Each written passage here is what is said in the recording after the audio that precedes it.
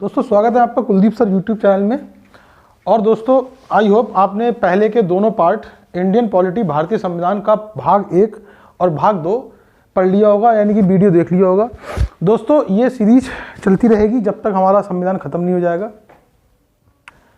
दोस्तों आज हम पढ़ेंगे संविधान का भाग 3। आज हम पढ़ेंगे दोस्तों संविधान का भाग 3। अब देखिए दोस्तों इसमें क्या था, हम इसमें पढ़ेंगे एक्ट, यानी कि जो कानून बनने के एक्ट हैं। जैसे कि सबसे पहले दोस्तों ईस्ट इंडिया कंपनी के अंतर्गत जो एक्ट आते हैं, ठीक है दोस्तों। और उसके बाद हम पढ़ेंगे ब्रिटिश क्राउन के अंतर्गत। तो सबसे पहला दोस्तों था 1773 1773 रेगुलेटिंग एक्ट 1773, ब्रिटिश संसद में पारित भारत के लिए प्रथम अधिनियम। यानी कि जो एक्ट थे वो कहाँ से पारित होते थे, वो ब्रिटिश से पारित होते थे, यानी कि लंदन से पारित होते थे दोस्तों। ब्रिटिश सरकार यानी कि लंदन में पारित होते थे। इसका दोस्तों इस कानून के तहत बंगाल के वेरी इंपॉर्टेंट, इस कानून के तहत बंगाल के गवर्नर को, यानी कि जो बंगाल का गवर्नर था, ठीक है दोस्तों, बंगाल का गवर्नर को बंगाल का गवर्नर जनरल कहा जाने लगा। ठीक है दोस्तों, इस कानून के तहत बंगाल के गवर्नर को बंगाल का गवर्नर जनरल कहा जाने लगा। ठीक है दोस्तों।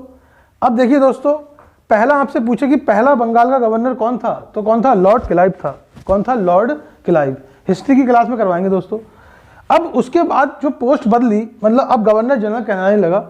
यानी कि जो पहला, अगर आपसे पूछे कि गवर्नर जनरल कौन था, देखेंगे इस कानून के तहत बंगाल के गवर्नर को बंगाल का गवर्नर जनरल कहा जाने लगा। Governor of Bengal become governor general of Bengal. Bengal का पहला गवर्नर जनरल कौन था? बैरन हेस्टिंग था, यानी कि बैरन हेस्टिंग था। अब गवर्नर जनरल का मतलब दोस्तों ये है कि पावर को बढ़ा देना।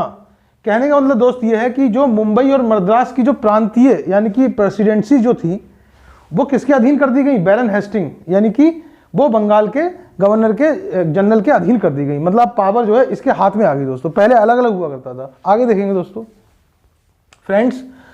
1773 establishment of Supreme Court in Calcutta, यानी कि 1773 में सर्वोच्च न्यायालय की स्थापना की गई। कहाँ पर? कलकत्ता में दोस्तों। ठीक है, ये थोड़ा गलत हो गया दोस्तों, 1774 है ये। तो दोस्तों देखेंगे हम, अच्छा आगे देखते हैं दोस्तों। 1774 में सर्वोच्च न्यायालय की स्थापना कलकत्ता में की गई। इस्टेब्लिशमेंट ऑफ सुप्रीम कोर्ट इन 1774 इन कलकत्ता। ठीक है, बंगाल कलकत्ता। अब देखिए दोस्तों, इस सुप्रीम कोर्ट में एक था मुख्य न्यायाधीश, यानी कि एक था चीफ जस्टिस,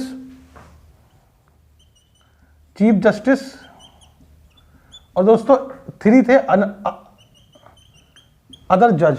अब दोस्तों जो चीफ जस्टिस बनाया गया था उसका नाम था लॉर्ड एलिजा एम्फे। कौन था? Lord Elijah Impey. और जो अदर जज थे दोस्तों, पहला था लॉर्ड हाइड, दूसरा था लॉर्ड चैम्बर्स और तीसरा था लॉर्ड लेमिस्टर्स।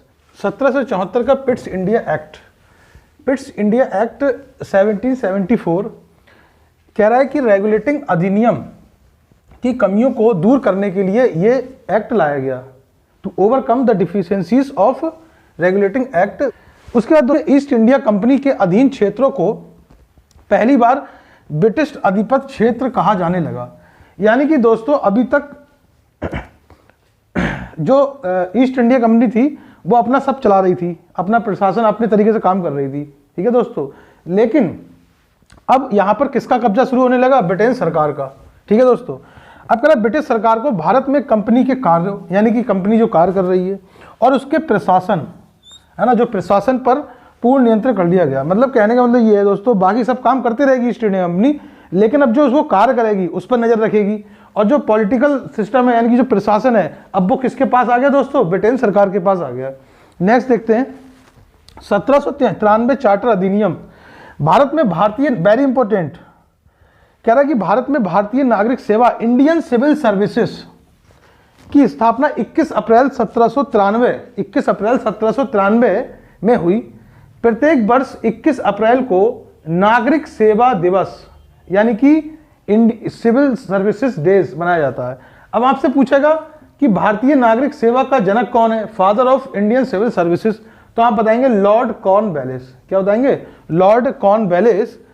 अब आगे है फ्रेंड्स 1833 चार्टर अधिनियम, चार्टर एक्ट 1833।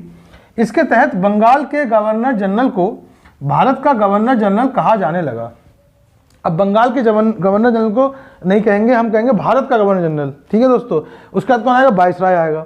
तो भारत का पहला गवर्नर जनरल आपसे पूछेगा लॉर्ड विलियम बेंटिक। कौन है? Lord William Bentinck. आगे देखते हैं। अब देखिए फ्रेंड्स, अब पढ़ेंगे हम 1853 का चार्टर अधिनियम, 1853 चार्टर एक्ट।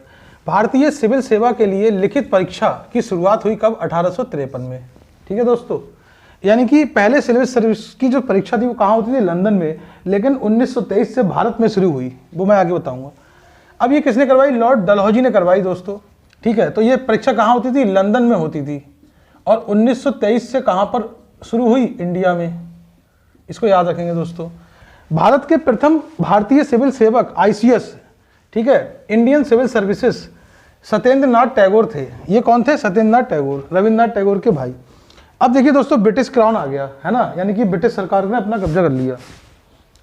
1858 का भारत शासक अधिनियम आया, government of India act 1858। Bharat के शासन को और अच्छा बनाने के लिए आया था ये। इस कानून के तहत से ईस्ट इंडिया कंपनी को बंद कर दिया गया, यानी कि ईस्ट इंडिया कंपनी को बंद कर दिया गया। अब दोस्तों इसमें तीसरा काम क्या हुआ? भारत के गवर्नर जनरल के पद को वायसराय के पद में बदल दिया गया। ध्यान रखेंगे दोस्तों, अब जो गवर्नर जनरल का पद था वो किस में बदल गया? वायसराय में। उसके बाद दोस्तों भारत का अंतिम गवर्नर जनरल पूछेगा आपसे, और आपसे पूछेगा भारत का प्रथम वायसराय। अब देखिए पद बदला, लेकिन था वही उस समय। तो कौन है दोनों? Lord Canning.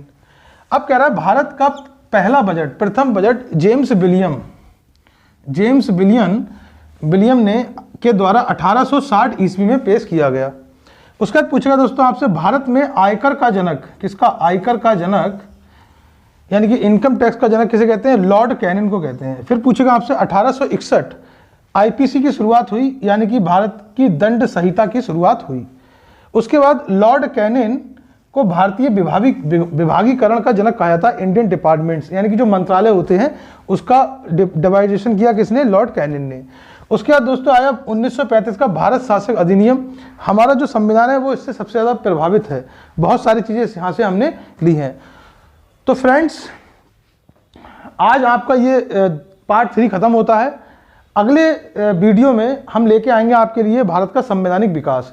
मैंने पिछली वीडियो में बताया था कि मैं लेके आऊँगा दोस्तों, बट यही इतना लंबा हो गया कि वहाँ तक जाने में टाइम लग रहा है। ठीक है दोस्तों, तो आज आप इसको देखिए और कमेंट कीजिए, और दोस्तों सब्सक्राइब कीजिए और बताइए कि मैंने आपको कैसा पढ़ाया दोस्तों। ठीक है, एग्ज़ाम के पॉइंट ऑफ व्यू से ये बहुत ज़रूरी है। अभी देखिए यूपी जूनियर एडिट भर्ती आ गई है, उसके लिए आपको बहुत सहायता मिलेगी यहाँ से। ठीक है दोस्तों, और मेरा हिस्ट्री का जो NCERT का है वो चलता रहेगा दोस्तों, अगला वीडियो लाऊंगा उसके लिए। ठीक है दोस्तों, तो सब्सक्राइब कीजिए, लाइक कीजिए और शेयर कीजिए। Thank you very much.